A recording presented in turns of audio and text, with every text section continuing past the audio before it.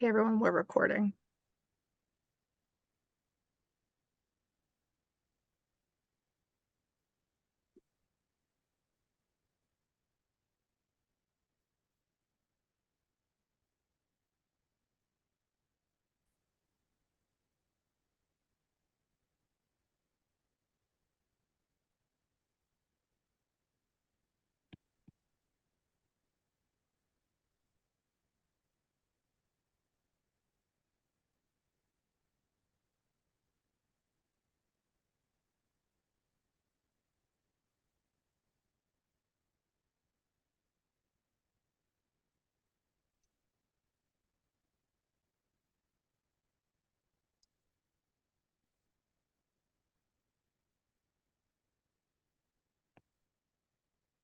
Hi everyone, we're going to get started at 6:01, so just get ready, get comfortable. We're going to get started in just 1 minute.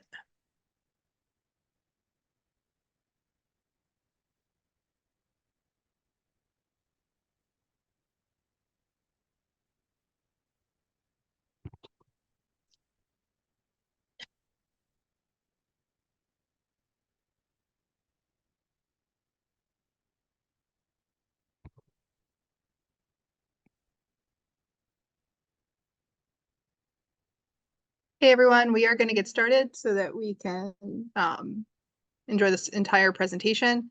My name is Dr. Cassie D.S.W, and I want to welcome you to our third lecture series in our continuing education series on serious mental illness. Today, we have Dr. Katrice Byrd present with us. I am really thrilled to have Dr. Byrd here because she is not just a instructor here at VCU, but she's also a friend of mine. So I am really, like I said, thrilled that she's going to be joining us to talk about racial trauma and serious mental illness, which is imperative to discuss.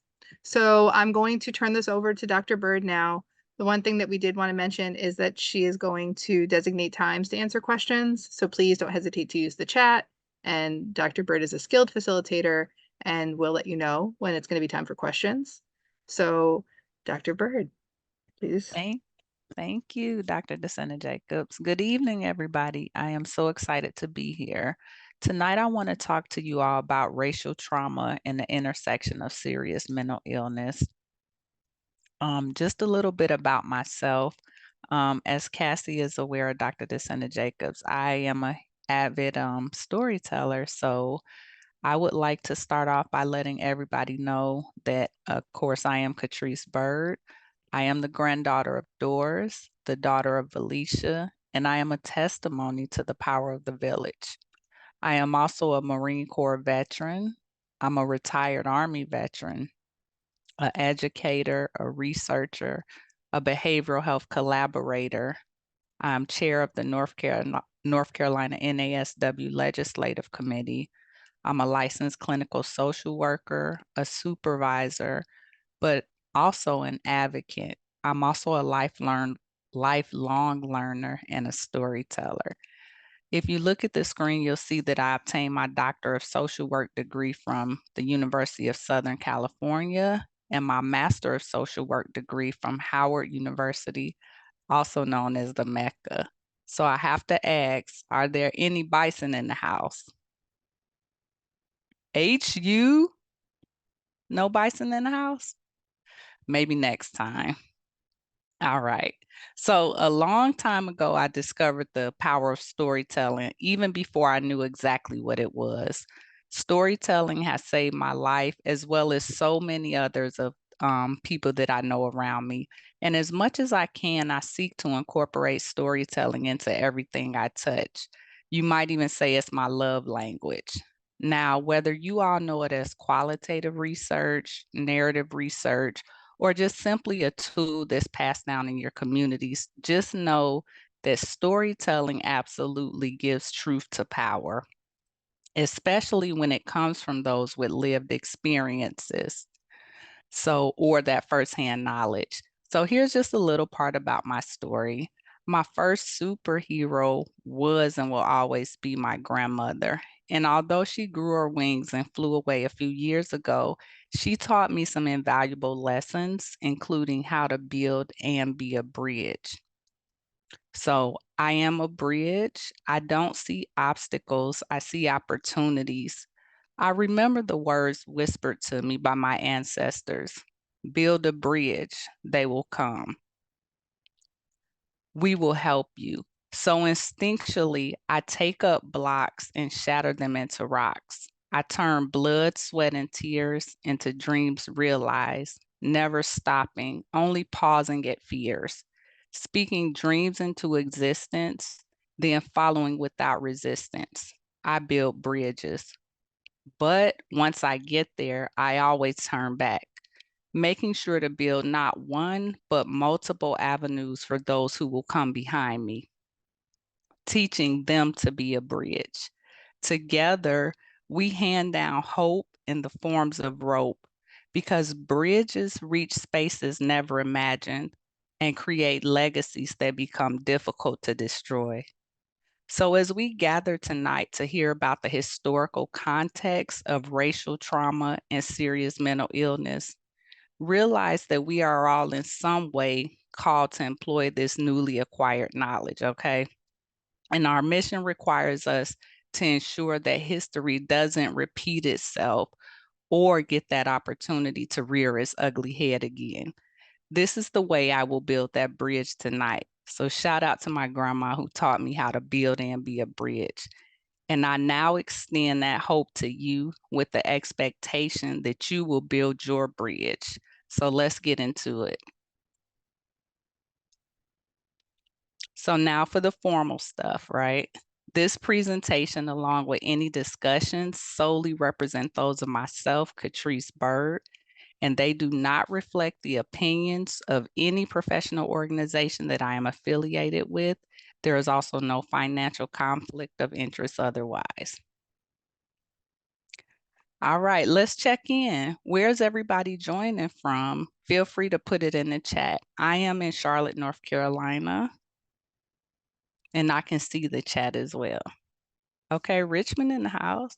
Is everybody going? Okay, Atlanta, Roanoke, Rutherford, Glen, Fairfax, Hampton, Charlottesville. Okay, King George, Chesterfield. All right, so Williamsburg, but always repping BK. I hear you. Virginia Beach. Okay, so okay, Mechanicsville.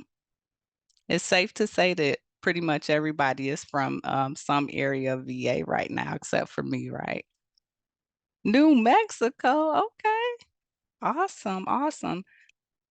So I am excited that y'all decided to join. Okay. So when many of us think about Dr. King, the first thought is often what? Is I have a dream speech. But the truth is that Dr. King was an avid advocate, avid activist against any injustice. So this quote here speaks to inequities in health. Dr. King spoke these words at a convention of the Medical Committee of Human Rights in Chicago back in 1966. So think about that, y'all. That was 58 years ago. And here we are still fighting inequality in the healthcare field.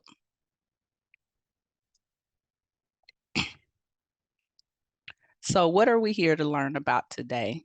For my visual learners, we know that for us to understand anything in its current form, we first have to take a look at the history or the origin of that thing. So tonight we'll highlight some concepts with that historical context of racism and serious mental illness, followed by social determinants in general, but we'll focus on social determinants of psychosis within the US. Once we become aware of what was, of what is, then we need to focus on what needs to happen.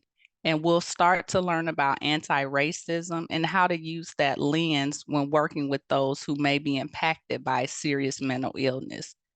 And finally, we want to be able to utilize the NASW Code of Ethics as a framework to help us challenge these social injustices.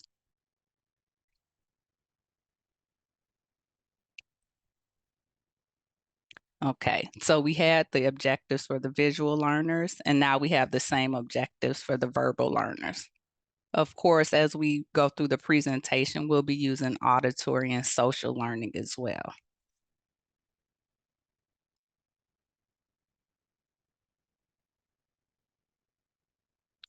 Okay, so just so y'all know, I'm not in this alone. So when you see this, that means it's a poll, but don't get scared, okay? The polls are more to keep you all engaged throughout the presentation, but you can also use it as a marker regarding your own knowledge of the subject matter.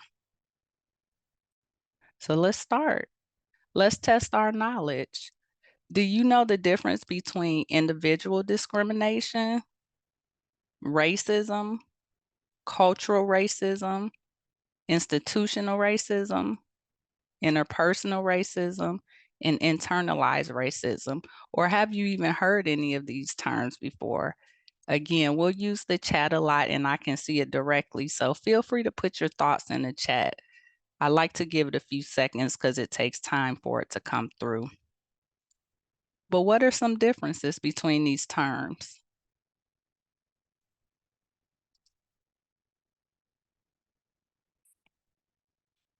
Will there be one?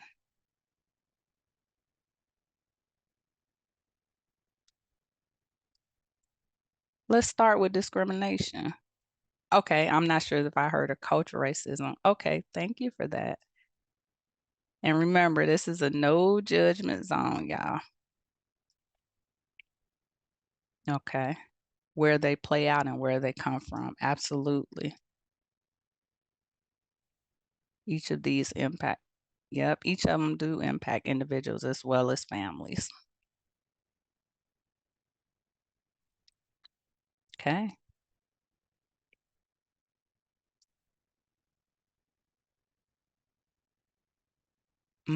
Okay. We'll actually get into it. Is it Amy? Amy Pryor, Ernest? Okay. Different modalities for racism. Discrimination is treating someone negatively. Okay. All right, y'all. I appreciate the interaction. So let's talk about it. On your screen, you see two guides. One is the Inclusive Language Guide from the APA, and the other is the Standards and Indicators for Cultural Competence. So the definitions that we're going to talk about are actually derived from the APA's Inclusive Language Guide. And while the NASW does have its own standards and indicators for cultural competence and social work practice, it focuses more on the actions versus the in-depthness of the language, right? Which is kind of what we do as social workers. We take a little of this, but we focus more on the action, right? Yep, and internalize, absolutely. So let's check it out. All right. So when we talk about discrimination at the individual level, this is where that prejudice comes into play, um, involving negative hostile treatment, and it can result in injury for historically marginalized groups. Oh yeah, y'all getting into it in the chat. I'm reading it. All right, so racism, cultural. Cultural racism is where a racial ethnic group feels that they have superiority over another group, and that is cultural racism. Can you think of an example of this?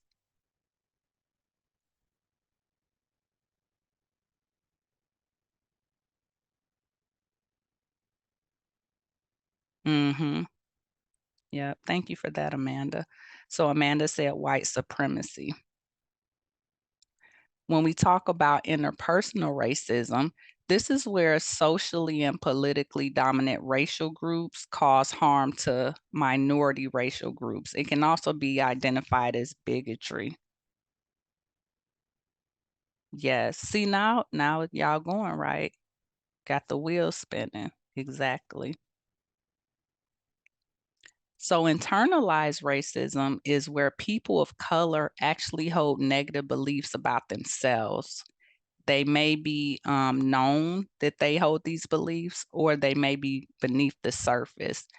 And the beliefs that they hold about themselves actually reinforce white supremacy or white superiority.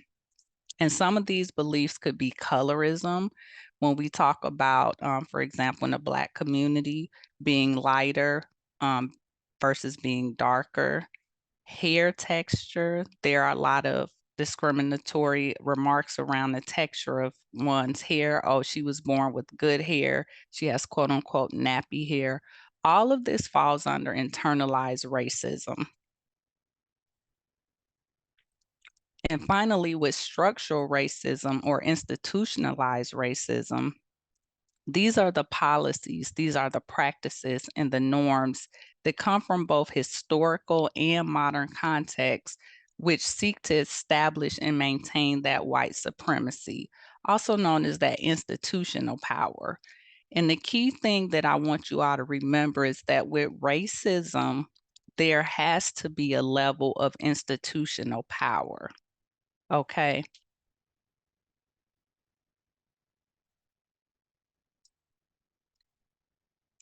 So then that brings us to the question. How many of you have seen the question, what about reverse racism? Is there such a thing as reverse racism?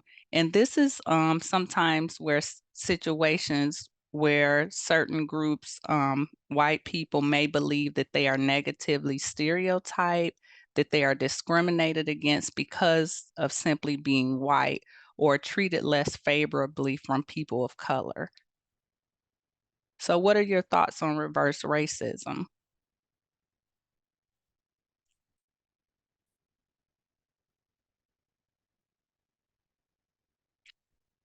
No, because people have power. Okay. There has to be a systemic element. Exactly. So it is a myth, right? Because just as you all stated, it lacks that institutional power element.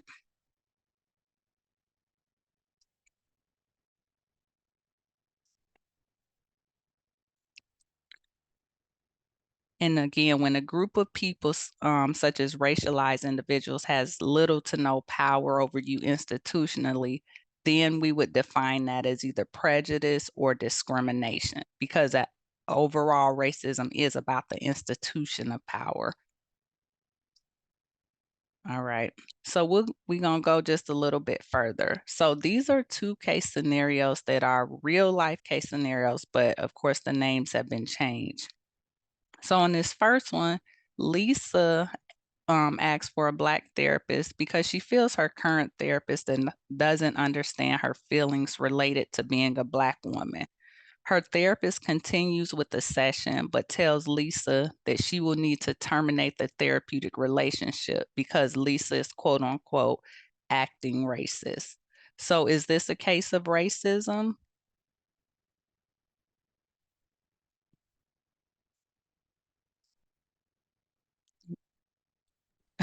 Said racism against Lisa. Right. So it is not a case of racism or just bad practice. Exactly. Okay. All right. So our second case, yeah, like a mom wanting to work with someone who is a parent. So our second case is Marcus. Marcus is interested in opening his private practice. He meets with the realtor to see the office space in the brand new professional area. As the realtor handed him the application, he asks, "Are you going to accept clients with Medicaid?" Marcus says yes. And the realtor replies, "In that case, I will need to show you some different properties." He takes Marcus to a space next door to an old rundown car repair shop and tells him, "This will be a better fit for your clients." Say modern day redlining. What do y'all think? Yes. Because of what? He has the power, right? And classism, absolutely. All right. So now that we've got those definitions down, we're going to shift into trauma. We know that trauma is an event or a circumstance that happens which results in either physical, emotional, or life-threatening harm. The trauma also has lasting adverse effects on the individual's mental health, their physical health, emotional well-being, or spiritual well-being. And while racial trauma is also known as race-based traumatic stress or RBTS, it refers to that emotional impact of stress directly related to racism, racial discrimination, and race-related stressors, such as being impacted by stereotypes, hurtful comments, and even barriers to advancement. Racial trauma can refer to a specific incident of racial discrimination, or it can be that ongoing harmful emotional impact of racial discrimination, which builds up over time. People can experience racial trauma from something that happens to them directly or from seeing others mistreated because of their race. And when we think in terms of the media, coverage of events caused by racial discrimination can also be upsetting, and seeing that repeated, frequent media count can amplify those feelings. So, in terms of racial trauma, what are some impacts of racial trauma? What do you think are all some impacts of racial trauma?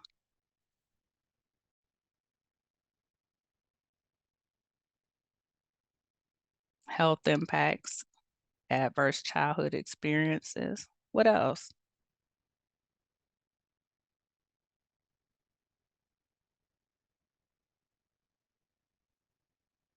Hypervigilance, internalized racism. Yep.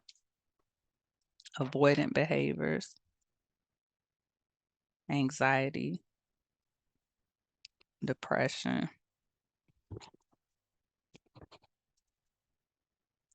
Yep. So let's talk about it. Self-isolation, right? So the bottom line is that it all causes some form of harm or trauma. Additionally, individuals experience upsetting thoughts, which y'all pointed out, recurring nightmares. They might want to avoid other people or certain places and situations because they start to feel like things are out of their control, or they might start to feel like things are their fault, feeling like you always have to be on alert, on guard, hypervigilant, trouble sleeping, self destructive behaviors, even problems with substance use or chronic pain, high blood pressure, heart disease, and the list goes on, stomach issues. And also, according to the Center for Disease Controls, the life expectancy is actually 4 years lower for those who experience racial trauma or race based traumatic stress. And as we know, this list is not exhaustive. Anything on here that surprises anyone? Dissociation, psychosis.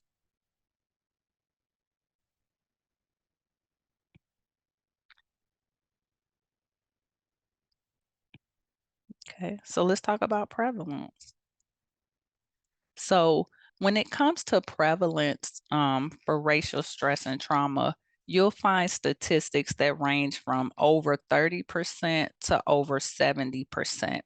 But the average reported, and keyword being reported, statistic is 63%.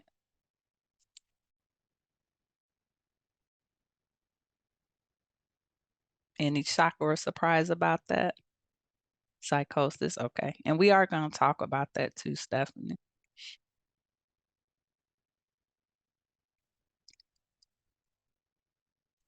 All right, so let's shift into mental illness. When we think in terms of mental illness, we know that we're talking about either a mental, a behavioral, or emotional disorder. Um, AMI, which just stands for any mental illness, can vary in impact, and it ranges from having no impairment to having a mild, moderate, or severe impairment. On the opposite end, when we speak about serious mental illness, We are speaking about being 18 years or older, having a mental, behavioral, or emotional disorder that results in a serious functional impairment, which substantially interferes with or limits one or more major life activities. So as you can see, the difference between AMI and the SMI is that serious functional impairment. And then to clarify on the first question, that prevalence was for Black individuals reporting a racial stress and trauma on the average of 63%.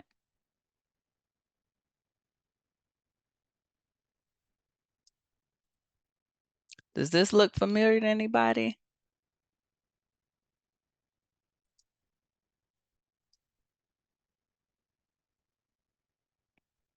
Does the DSM-5 TR look familiar? Good, good. So when we think in terms of serious mental illness, the DSM-5 TR has roughly 300 categories related to SMI, and that includes bipolar, related disorders, dissociative disorders, schizophrenia spectrum, and other psychotic disorders. But for this presentation, we're going to focus heavily on the weaponization of serious mental illness, in particular with the Black population. Any questions about that?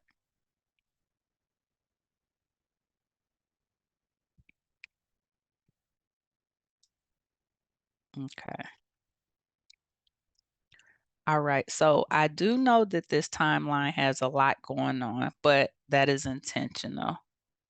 I give y'all a few seconds to look it over and then we'll start speaking about it. Okay. So this is a timeline that shows the history starting with Africans and enslaved Africans and how it correlates with serious mental illness. Now, trust me, when I tell y'all that this timeline could have been about 10, 12 pages long, it really could have. But since we only have an hour and a half, I just wanted to highlight some specific points as they relate to structural racism and serious mental illness. Yes. So there's a question about what I meant by weaponization. And what I meant was using mental health in this particular context as a way to elicit policies and structural racism. And after I think I go through this slide, Elizabeth, it'll start to make more sense. Okay, so let's start in 1619, excuse me. We know that in 1619, about 20, and this is a quote, 20 and odd Africans were brought to Jamestown, Virginia as indentured servants. Okay. In 1640, they attempted to run away. And what ended up happening was that at that time, the Court of Colonial Virginia ruled that they could serve additional years as indentured servants. However, they sentenced one person in particular, John Punch, to life in prison as an enslaved person. So we'll see that first enslaved person at 1640. In 1641, Massachusetts became the first North American colony to recognize slavery as a legal institution. And then fast forward 64 years, we have 1705, the Virginia Slave Code, which further limited enslaved people and their freedoms. And it also defined owners, the rights of slave owners. It included provisions for non-Christians who were brought to Virginia that they would be enslaved even if they made a decision to convert to Christianity. It allowed slave owners to punish enslaved individuals, and they no longer had to fear legal repercussions. And it specified what reward amounts would be for the recapture of runaway enslaved individuals. Now, Why are we talking about all this, right? So if you look at this timeline, you'll notice that slavery was 1619 to 1863. If we go down here to this first one, we see that Blacks were quote unquote immune to mental health from the years of 1700 to 1840 because they didn't own property, they didn't engage in commerce, participate in any civic affairs, or they couldn't hold a public office, right? In 1839, how many of you have heard of the Amistad Revolt?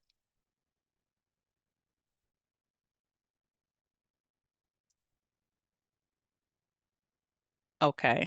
So we know that it was a book and a movie as well, right? So the Amistad Revolt, it was a ship coming over with enslaved people and they tried to overthrow the ship. So this happened in 1839. As the enslaved people got caught, they decided to go through the legal process. And of course, when we're talking about the legal process in the Supreme Court, we know that that takes time, right? So, in the meantime, when people heard about this, what do you think happened over here with the mental health? Right. They started to be labeled insane or idiots. Do you see the correlation now when we talk about weaponization? So, as the enslaved people were going through the legal process, this is the time that the US Census of 1840 came out, and they decided that Blacks were labeled, labeled insane or idiots, and that freedom caused them to have insanity or idiocity. Okay. So they went from being immune to mental health to being idiots for wanting freedom. Now, once the Supreme Court came back in 1841 with the decision, they said that African captives could resist unlawful slavery in 1841.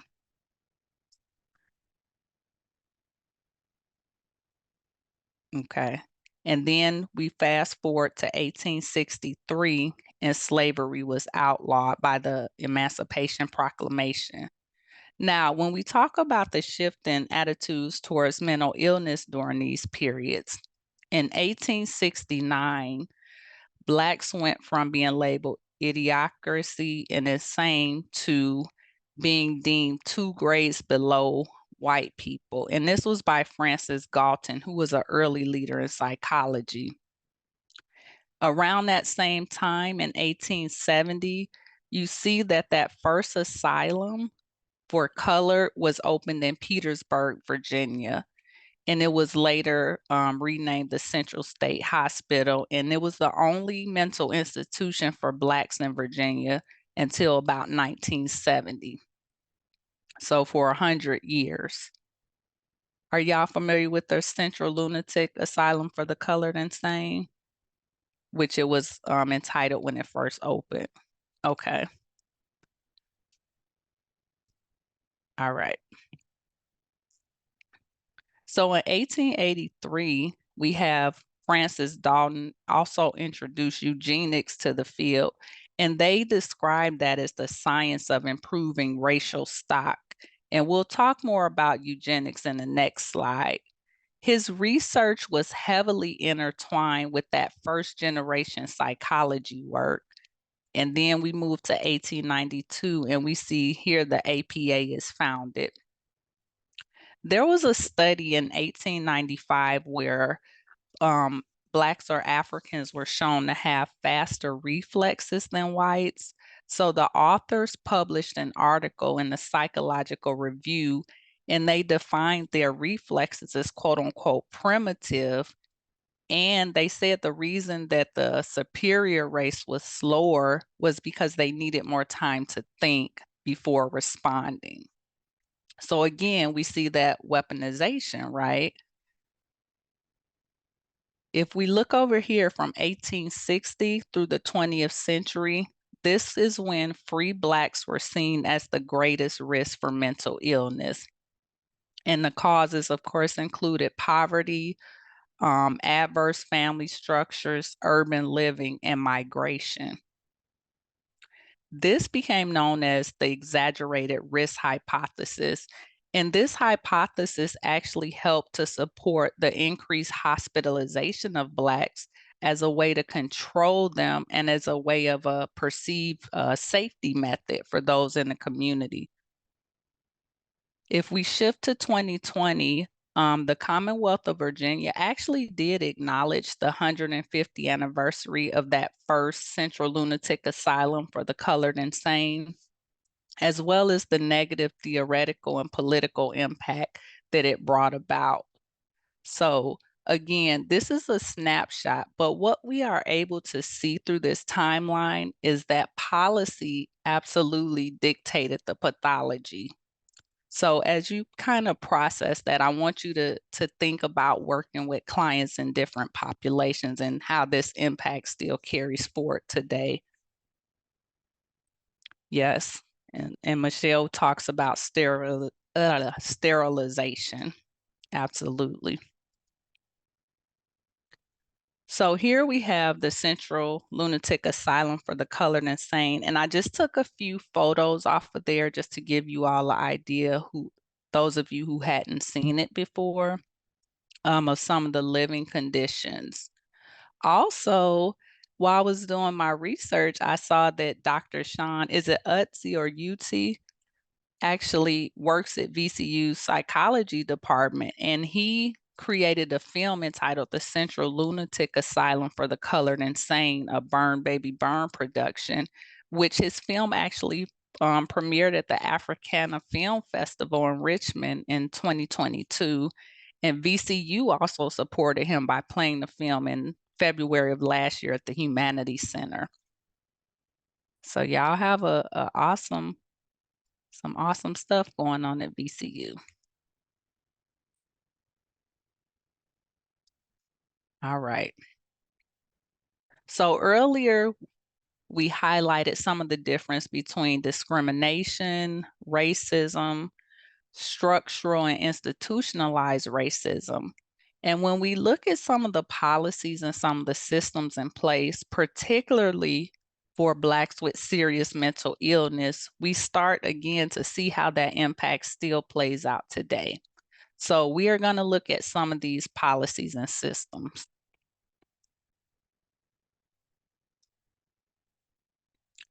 Okay, so scientific racism, is that a term that's familiar to anybody?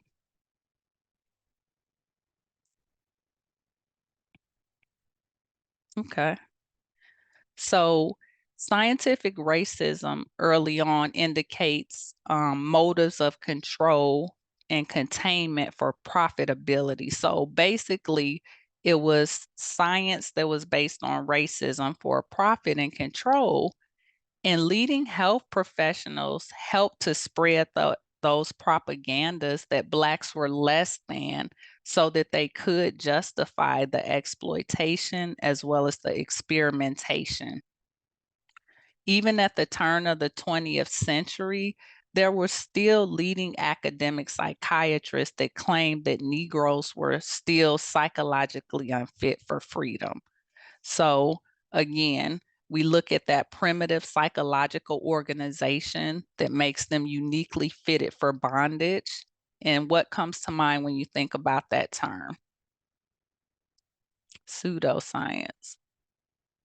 Right, exactly. And then being psychologically unfit, that Negroes were psychologically unfit for freedom. All right, so we have drapetomania, and I think I saw someone put that in the chat. In 1851, there was a prominent American physician named Samuel Cartwright who coined this term as a treatable mental illness that caused Black slaves to actually flee captivity. And as late as 1914, drapetomania was still listed in the medical dictionary. So he stated that this disorder was because slave masters made themselves too familiar with slaves, treating them as equals. And he used the Bible to support his position, stating that slaves needed to be kept in a submissive state and treated like children to both prevent and cure them from running away. So some of his recommendations for interventions included, quote unquote, whipping the devil out of them as a preventive measure if they appeared sulky or dissatisfied for no reason, and also the removal of their big toe to make sure that they were unable to run away. So Cartwright also described let me get this right, D.S.W at the, hold on, I practiced this a long time, y'all. Dysesthesia at the optica. Okay. And so that was a alleged mental illness that they said the cause was laziness, rascality, and disrespect for the master's property among slaves. Cartwright also claimed that this disorder was characterized by symptoms of lesions, insensitivity to the skin, and mental dullness or lethargy of their intellectual faculties. So they presented like a person half asleep. And he also stated this was very prevalent among quote unquote free Negroes. Again, the intervention was whipping.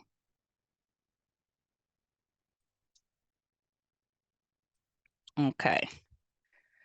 So mainstream media was also describing schizophrenia as a condition of angry Black masculinity or warning about crazed Black schizophrenic killers on the loose. So as you can see, they even coined the term protest psychosis, where Black men developed hostile and aggressive feelings and delusional anti-whiteness. And they said the cause of this was listening to or aligning with activist groups such as Black Power, the Panthers, or the Nation of Islam. They even created a category of paranoid schizophrenia specifically for Black males. And they started to cast women, neurotics, and other non-threatening individuals into expanded categories of mood disorders. And then in 1968 article in the Archives of General Psychiatry, schizophrenia was described as that protest psychosis, which we've already talked about. And the authors wrote that psychiatric treatment was required for protest psychosis because symptoms threatened Black men's own sanity as well as the social order of the white community. Yes. So it is very interesting to see how a lot of these things, like Chantel said, are passed down when you hear about, Black people being lazy or delusional or things of that nature. And these were actual diagnoses.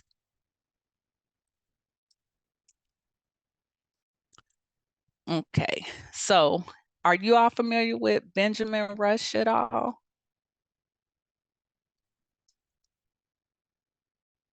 Okay, well, Benjamin Rush was often referred to as the father of American psychiatry. He was also a signer on the Declaration of Independence, and he described Negroes as suffering from an affliction called negritude.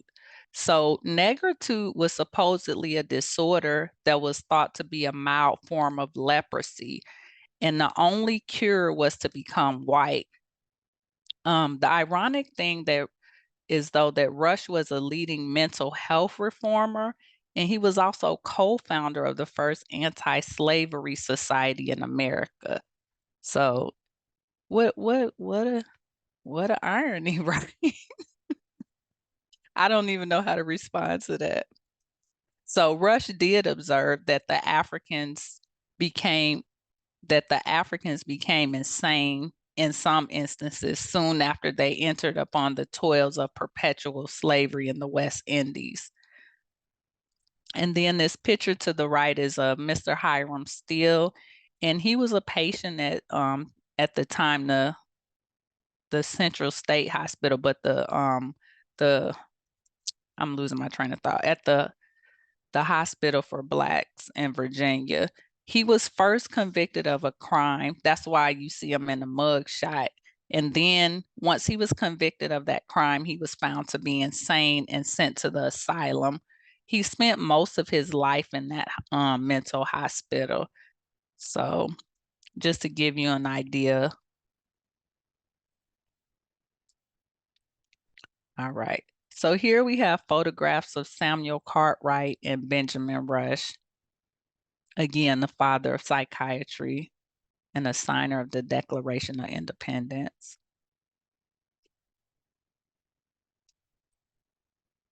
So we have a saying in the military called the bluff, or the bottom line up front. And for this particular presentation, the bluff is that he who controls the narrative controls the policies, especially during that time period, right, when it came to Black people and serious mental illness.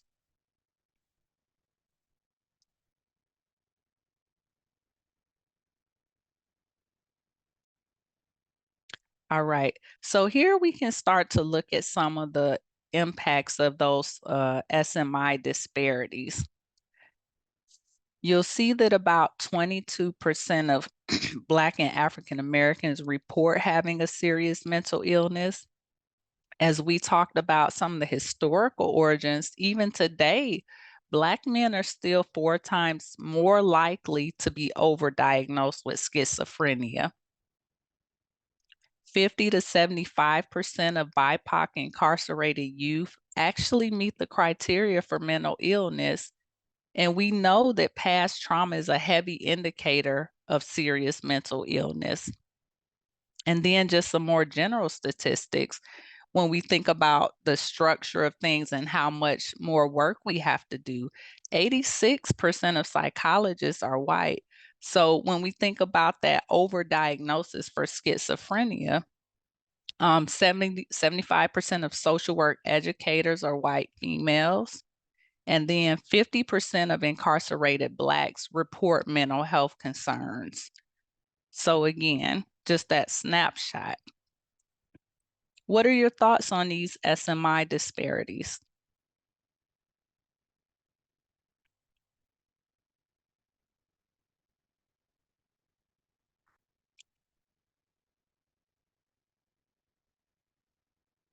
Like I said, I always give it a second for the chat to come through. Anybody have any feedback on the disparities?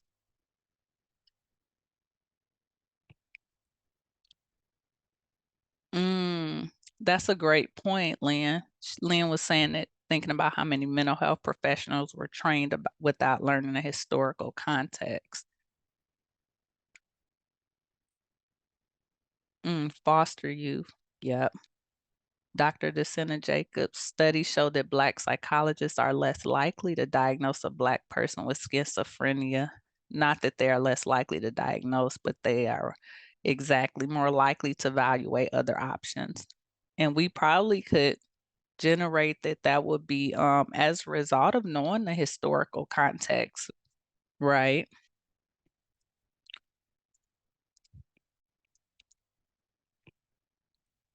Yes, they are representative of institutionalized racism. All right, so let's take a shift into social determinants of health just in general. So we know that these are factors that do influence health outcomes, and they are the conditions in which people either are born, they grow up, they work, they live, and then they grow old in. And the wider set of forces and systems actually shapes the conditions of their daily life. And these also include economic policies, as we just saw, systems, agendas, and social norms and political systems. When we think in terms of social determinants of health, they do have influence on health inequities. the unfair and unavoidable difference in health status. And you can see this at different levels of income. You can see it in illness, how people are treated and diagnosed. And typically, the lower the person is on the socioeconomic status, the worse the health is.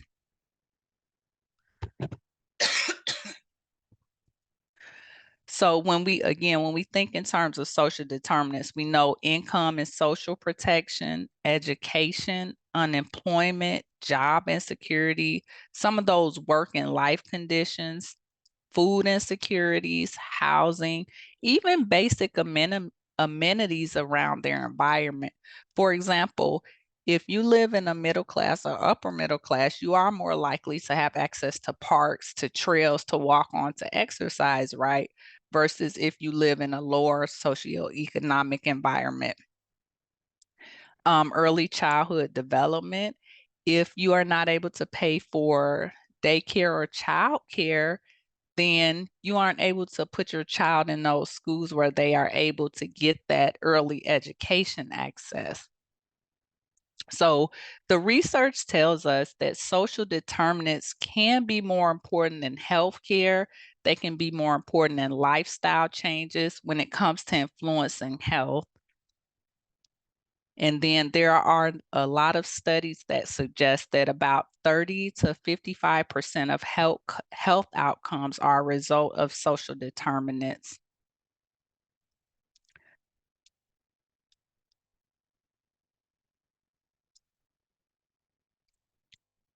So when we speak about psychosis, which earlier we talked about as a symptom of racism, right? So psychosis refers to that collection of symptoms that impact the mind where there has been some loss of contact with reality. And during an episode of psychosis, the individual's thoughts and perceptions are disrupted, and they might have difficulty recognizing what is real from what is not. So, who develops psychosis? It is difficult to know the number of people who experience psychosis,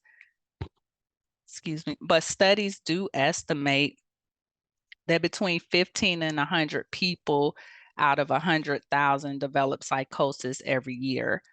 Psychosis is often started in young adulthood, when their person is in their late teens to their mid 20s. However, people can develop a psychotic episode either younger or older, and it can be a part of different types of disorders. For example, adults who have a neurological disorder might also be at a higher risk for psychosis. And when you think in terms of signs and symptoms of psychosis, people who experience psychosis typically have delusions, false beliefs. They might start to think that people on television are sending them special messages or someone is out to hurt them, and hallucinations, seeing or hearing things that nobody else can except for them. And oftentimes they'll say that someone is telling them to do something or that someone is criticizing them. Some other symptoms of psychosis could include incoherent or nonsense speech and behavior that just does not fit that situation. However, a person will often show changes in their behavior even before that psychosis starts to develop. So, if you're thinking about behavioral warning signs, they may include a person just being overly suspicious, having paranoid ideas, being uneasy around others, trouble thinking clearly and logically. They might start to withdraw socially and then spend a lot of time alone, have overly or unusual intense ideas, strange feelings, or they might have a lack of feelings. And then physically, you might start to see them decline in taking care of themselves, their personal hygiene. They might be up for days because they have difficulty falling asleep, or they might just have a lot less time sleeping. Of course, difficulty telling reality from fantasy, confused speech, trouble communicating. If they are still in education at all, you might start to see a sudden drop in their grades, or at work, a sudden drop in their job performance. And then along with these symptoms, you'll see behavioral changes, including anxiety, lack of motivation, and just difficulty functioning overall.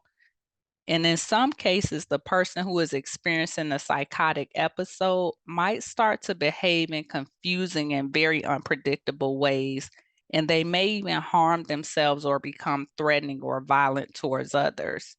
So that risk of violence with suicide decreases with treatment for psychosis. And the reason we say this is because it is important to catch it earlier on.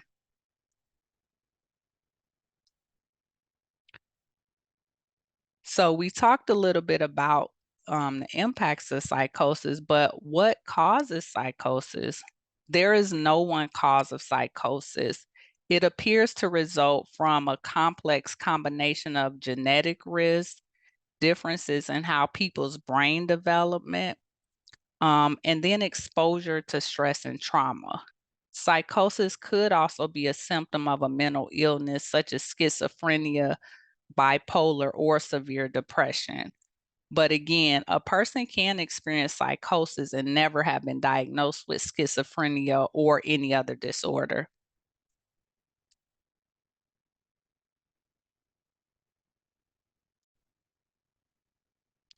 So when we think in terms of prevalence, what we do know is that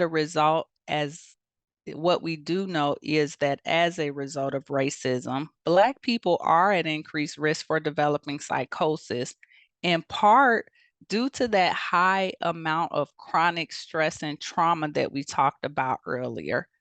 Additionally, Black individuals experience a longer duration of untreated psychosis that leads to that worse longitudinal disease outcomes.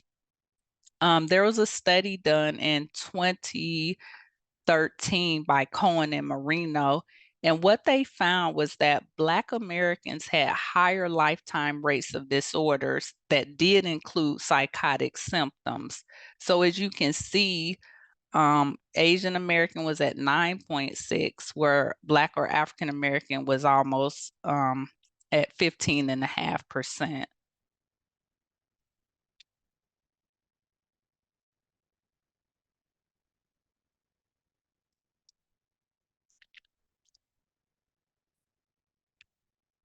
So let's shift into anti-racist practice. When we talk about anti-racist practice, that is us making that shift from what's wrong with you to what is wrong with the policies. And that is from Dr. Kendi.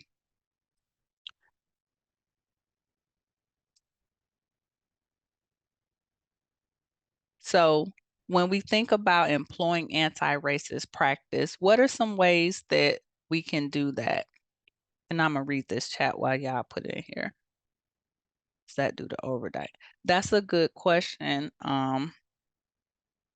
And that's a good question. We know that again that Black men in particular are 4 times as likely to be overdiagnosed. So we could take that into account for the numbers, right? And then we can also think about that the underreporting as well.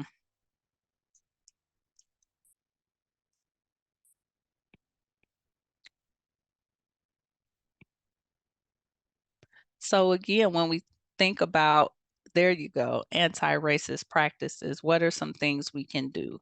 We can acknowledge and speak out about racist policies and behaviors when we encounter them. Anybody else? And thank you for that, Mickey.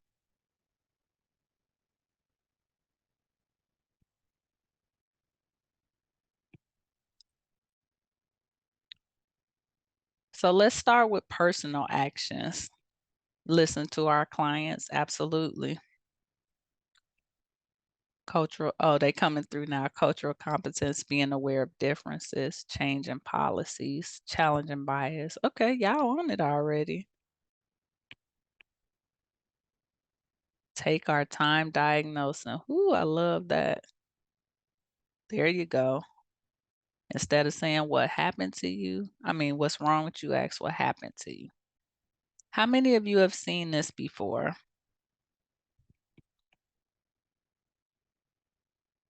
So when you see this, think about where you fall on this graph.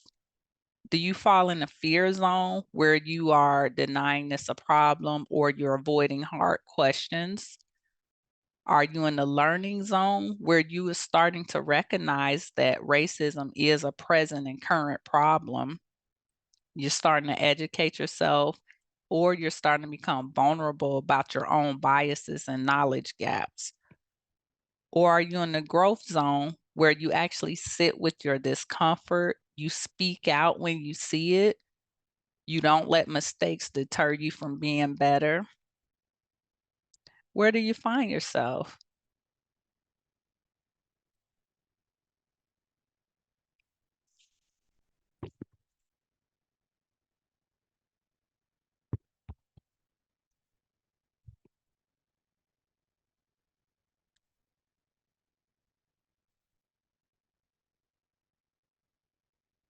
And I'm giving it a pause. Yeah, because it seems like the chat takes a second to come through.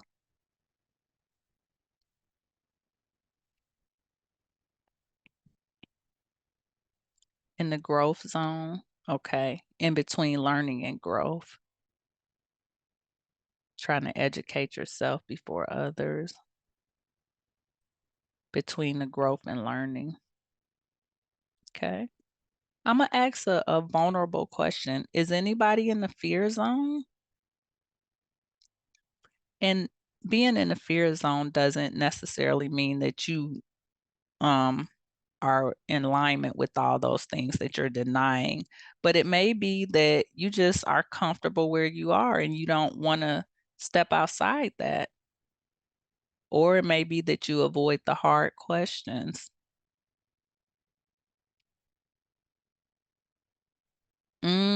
Okay. Thank you for that, Jessica.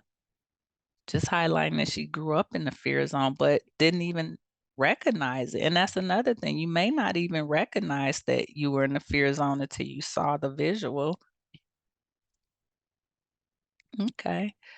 We'll use this as your guide. If you are in a fear zone, then we'll talk about how to move to the learning zone and then how to move to that growth zone.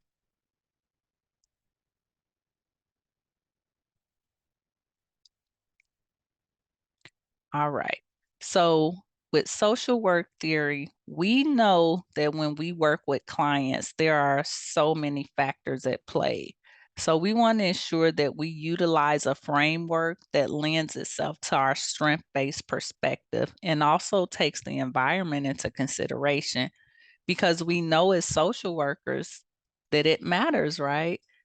And we talked earlier about the social determinants of health. So, growing up in an environment where you may have access to free range food, to growing your own food versus a polluted environment, versus a very congested environment where everything might be far enough away where you don't have access to it, and so on and so forth, right? So, again, just taking that into consideration when working with our populations. Now, with person and environment, and I'm pretty sure y'all have seen the person and environment model before, right? The Bronifer's ecological model. This one is a little bit different because it's actually adapted to focus on Black youth as well as development and attachment processes. So, but I like this model because it includes both the classic factors as well as specific factors that are relevant to a particular population. So you can see we have public policy, we have colorism, historical and intergenerational trauma, and we know that all these things play a role, right? Racial ethnic identity shaped through that racial ethnic socialization lens. and then public policy, which we talked heavily about earlier.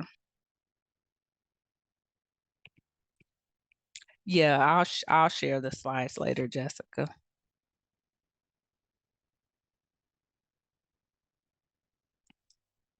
Okay. So what can we do as social workers, right? We can do different things at different levels. So if you are a micro level social worker, how many of y'all are micro level social workers currently?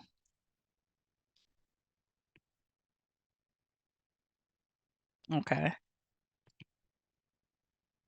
So when we talk about employing an anti-racist lens at the micro level, we want to, of course, start with that active listening, with that empathy, and with education. When I talk about education, I mean for yourself as well as for your clients.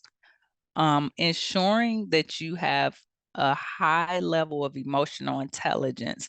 And I like to say that emotional intelligence takes a lot of courage because it demands that you go look in the mirror every day and pretty much just check yourself, right? Say what you did wrong, what you could have done better. And this is something that you are completely honest with yourself about.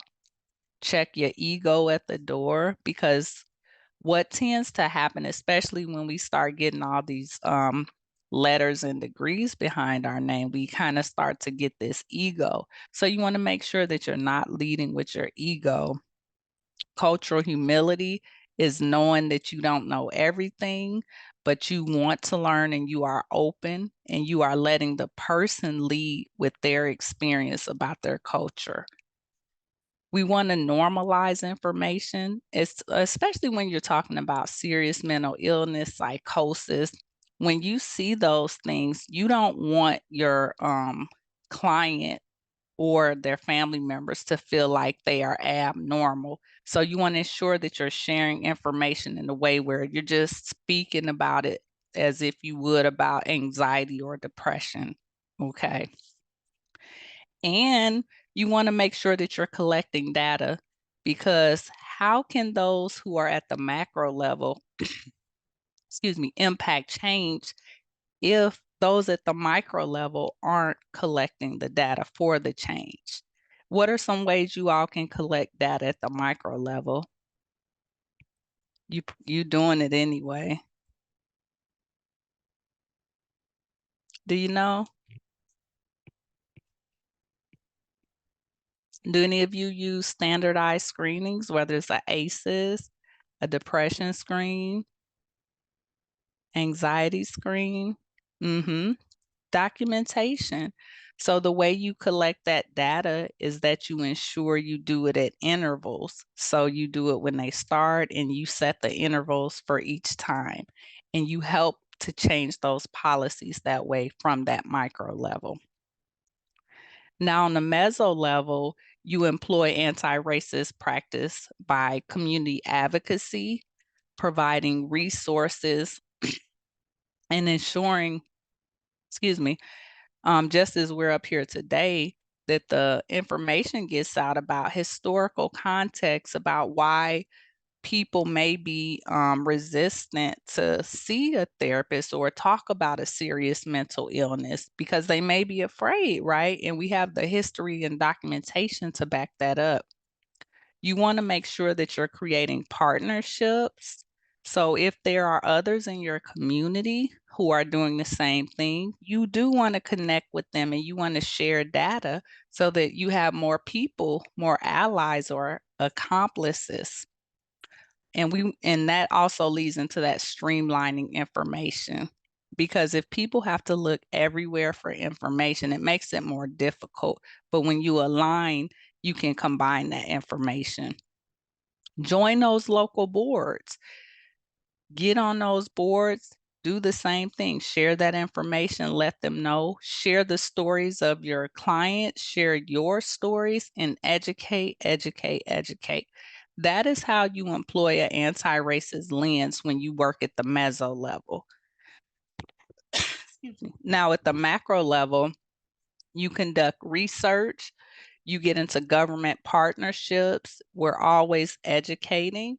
You want to make sure that you are a part of some activist organizations, whether that be helping getting petitions signed, being on a social work organization. And then you want to reach across to your meso level partners, to your micro level partners. Hey, what are y'all doing? Do y'all have this data? We want to get these laws changed that are violating BIPOC communities, right? Or BIPOC communities with serious mental illness. And again, I am a huge proponent of storytelling. You want to craft those stories. Any questions about employing anti-racist lens at the different levels of social work?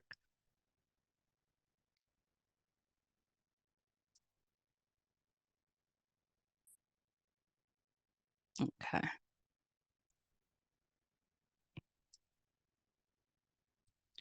All right.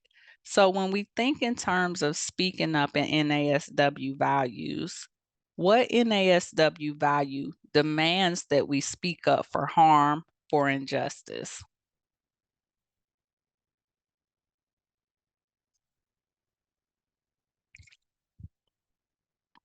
Dignity and worth of the person. Okay.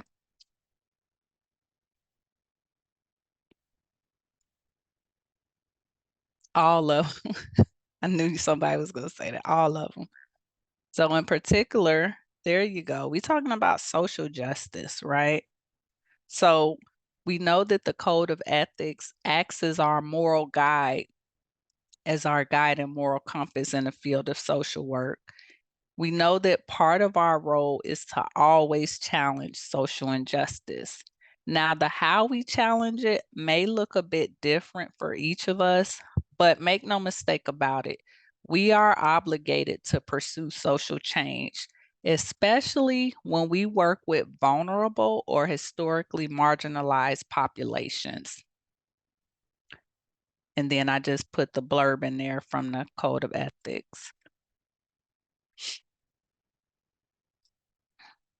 So again, we have to remember that social work is a political profession as well. No matter what field we serve in, whether we be clinicians, case managers, educators, researchers. And I also looked at Virginia's NASW Legislative Committee, and this was their social justice priorities. Have you all seen this before?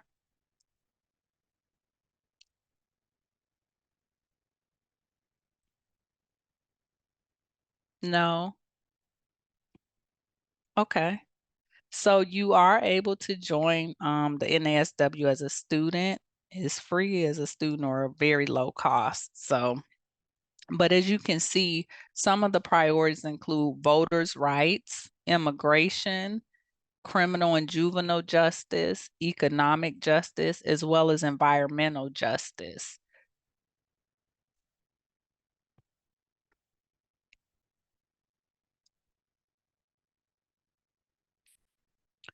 All right.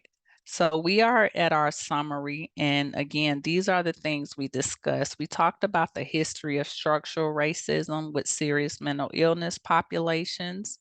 We identified social determinants of psychosis within the US. We applied an anti-racist lens in practice when talking about ways to work with individuals with serious mental illness. And then we applied that ethical principle of challenging social injustice and the importance when working through that anti-racist lens. So I want to open up for discussion. Dr. Desina Jacobs, Yeah, we you have have any? 15 minutes, so you're good. If anyone has any questions, this is if you could use the raise hand feature for Dr. Byrd to answer your questions.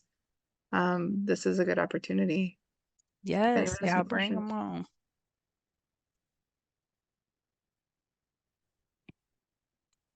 I can't see the raise hand now. Oh, Dean Cuddyback is asking you a question, Dr. Byrd. Okay, I can't see it. Katrice, that was absolutely fantastic. I have one question about the slide that you had, and it was 50 to 75% of BIPOC youth in the juvenile system, was it? Oh, okay. Yeah, yes. I- So let me go back to it. I know the one you're talking about. Yeah. And my question is that real, or is that a real statistic, or is it just a way of labeling, marginalizing?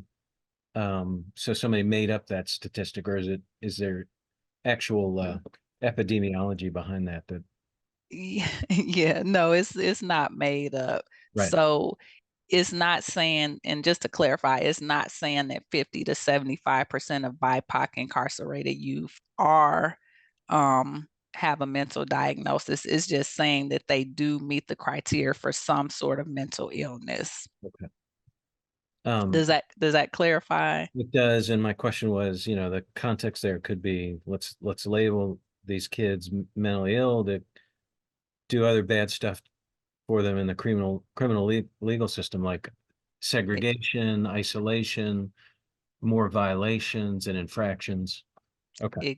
Exactly. And Right. it's actually and when we think about the historical context, especially with the Black men, it's actually more of a continuation of what you were just saying.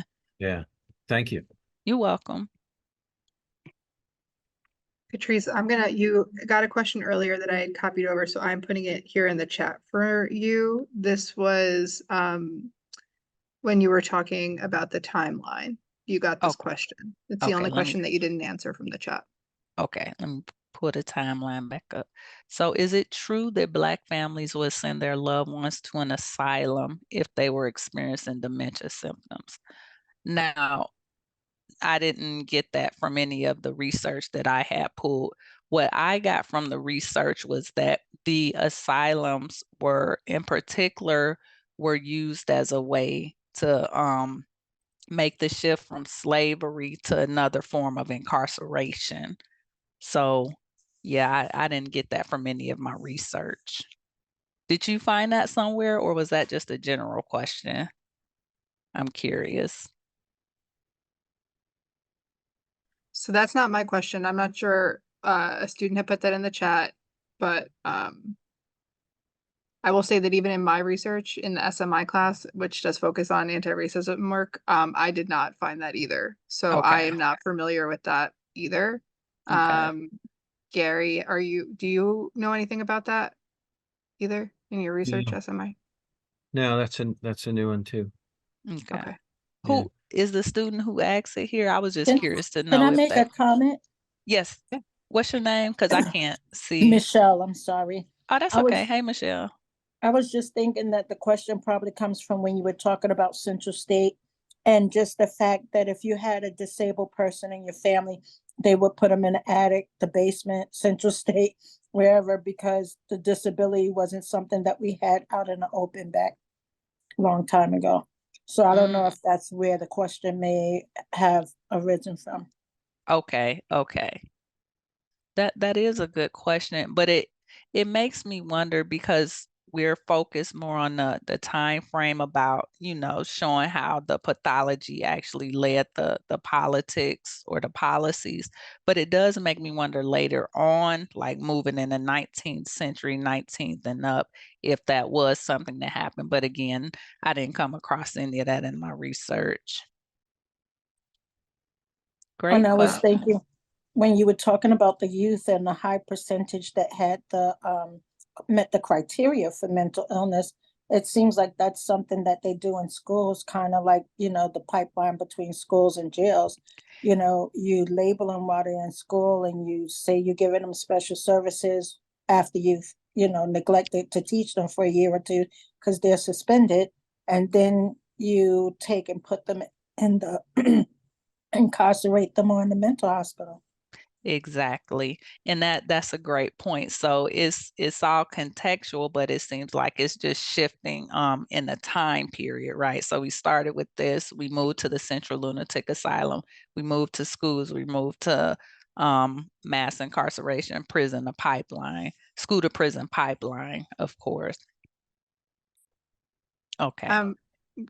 Tammy, your hand was up and I know you put your hand down. I just want to give you an opportunity if you wanted to ask that question or say anything before I go to the second person with a raised hand.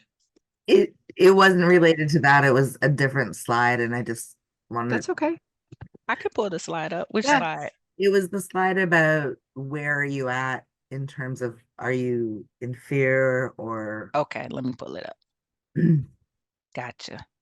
So I'm gonna make myself a bit vulnerable here on this Well, one. Tammy, let me just interrupt you for a second. This is no judgment zone, so feel free. Nobody is here judging you. All right. So when I spent a lot of time thinking about this, even as you moved on, and I'm originally from Canada, and Mm, I felt like when I was in Canada, I was definitely in the growth zone. And when I moved to the States, I felt all the way back to that fear zone because I feel like, and this is part of the problem, is I don't always have the right language, but I felt like the dynamics, the racial tension was different here. And I never felt comfortable because I didn't feel like I had the language. And that's something that I still struggle with wanting to have conversations, because I'm so scared to offend, scared to mm, say the wrong thing. And that's where I feel like I'm in that learning zone, growth zone. And I feel like I'm only free with maybe a couple of people to have real conversations for understanding, where they know that my questions or my statements, or mostly my questions, come from a place of wanting to learn. So I guess my question is, how do we navigate that? And I don't know even that's the right way to answer, but that's just something that kind of, I no, felt like through the program and that's where I feel like I'm kind of stuck. okay. So first, thank you for being vulnerable and sharing. Secondly, that is actually a common question that people ask. They don't really know how to ask for fear of being taken the wrong way. At the end of this, I do have a page that has resources, and an inclusive language resource is on there. Um, Everybody is different, but this is what I always tell people: start at the human level, right? If you approach people as human before anything, then they are more likely to be receptive to your questions, versus if you approach from a different stance. If you do have friends, colleagues that you are able to have those type of relationships where you can ask questions and you feel a bit more comfortable, you can start there. But joining organizations, reading, I just in my regular 9 to 5 job, I have a colleague who had the exact same questions as you. And what we end up doing was we ordered White Women and Everything You Already Know About Your Racism. We both read the book, and then we had a very candid discussion about the book. Um, so again, there are a lot of different creative ways that you can go about it, but I think just starting at the human level is the first step. And I hope I was able to help out a little bit. Thank you, Tammy. Nicole, your hand is up, and then we'll get to the chat. Hi, I just wanted to go back before this one about the Central State. Okay. I actually work at a day support for individuals with intellectual disabilities, and I will say a lot of individuals were institutionalized just because of dementia. And actually we have to work on a lot of them because a lot of the individuals will still drink out of the toilet because that's all they had. So I will say, yeah, that was a big thing back then. Okay. Thank you for sharing. Yeah, of course. And you have 2 questions in the chat. Okay. So Jessica, there is not enough support for families to care for elderly family members, especially with dementia. I see this now. I agree with that. Amy, do you see the DSM being Eurocentric? Do you see a problem with using DSM criteria cross-culturally? Is it a fair assessment? Great questions. Of course, I definitely see the DSM as being Eurocentric, and I think that's validated with the APA, the American Psychological Association, recently issuing their apology for all the harm that they've done through the years for BIPOC populations, right? However, we are at a space where we are starting to be able to integrate a lot of diversity and diverse voices into things. And my hope is that that will continue and it will continue to grow so that as we are coming up or creating or updating these things, that our voices will be taken into account as well. So, but obviously with the historical context, yes, I would say it's from a Eurocentric perspective. Do you have any suggestions of how social workers at different levels of practices can close the gaps, collaborate to address racist practices? Yeah, speak up, speak up. So you should know when we talk about anti-racist lens, the first thing you hear often is ally, ally, be an ally. But I always like to say go further, be an accomplice, right? Take that person's hand who is speaking up and walk through the fire with them versus just standing back and whispering. Because what tends to happen a lot of times, people see things and they won't say anything. And when a person finally speaks up, the people who are observing will send emails, they'll send DMs in the chat and say, I agree with you. I saw that. Don't be that soft voice, right? Because we know that silence is compliance. And then again, I'm gonna show the last slide before I wrap up the presentation, but there are some resources on there as well.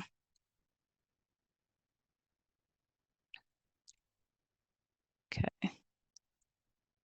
All right. Well, let me give y'all these last slides and we can wrap up. So let me see. All right. So read along as I read aloud. The young boy went to his grandfather and said, Grandfather, is it true that the lion is the king of the jungle? Yes, said the old man, but why do you ask? Well, said the boy, in all the stories that I read, and even in the ones I hear, man will always defeat the lion. So how can this be true? The old man looked his grandson in the eyes and said, It will always be that way, my son, until the lion tells the story. So again, be the lion, y'all. And here are some resources. We talked about the protest psychosis, how schizophrenia became the Black disease, drapetomania. We have our code of ethics. Y'all go ahead and screenshot this if you can. And then we have the APA's Equity, Diversity, and Inclusive Language Guide, followed by the NASW standards for cultural competence. So that is all I have. It has been a pleasure.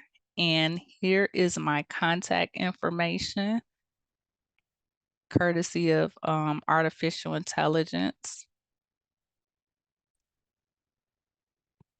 And I will turn it back over to Dr. Desina Jacobs. Thank you, everybody. Talking and unmuted. Thank you all for coming. Please, please make sure that you have the attendance sheet. I forgot the word for a minute. I'm over here eating Starbursts because I haven't eaten dinner yet. So my apologies. We really want to thank Dr. Byrd for this incredible presentation. Please remember that we have another one coming up. That one is about crisis and serious mental illness.